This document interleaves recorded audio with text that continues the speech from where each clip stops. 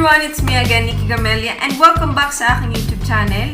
And for today's video guys, isi-share ko sa inyo kung paano natin matuturn off yung settings na autoplay video sa home ni YouTube. Kaya kung interesado ka kung paano gawin yon, stay put ka lang dyan!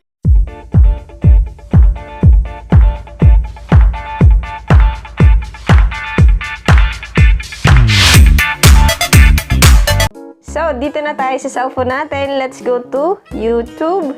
And, makikita nyo yung home niya na automatically po nagpe-play yung mga videos kapag na pa-stop tayo yung screen natin sa isang video, di ba? So, nakakabawas po yan ng data. Okay lang sana kung nasa Wi-Fi tayo. Kaya, tuturo natin ngayon kung paano natin ma-off yan.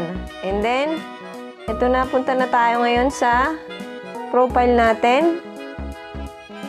Ngayon, hanapin nyo naman yung settings.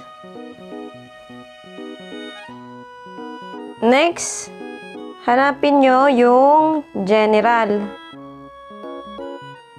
Pagkatapos, makikita nyo dyan itong muted playback in feeds.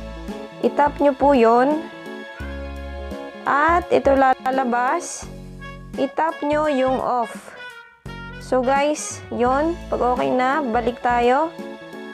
Balik tayo sa home natin. Then yun, mapapansin nyo na kahit naka-stop na yung screen natin, hindi na po siya automatically nagpe-play. Wow!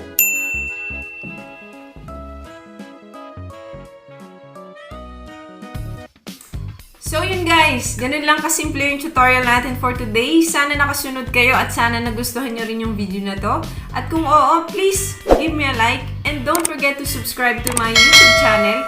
I-click mo na rin ang notification bell para lagi kang updated sa mga ganitong klaseng video na ina-upload ko. Thank you for watching. Good luck and bye-bye!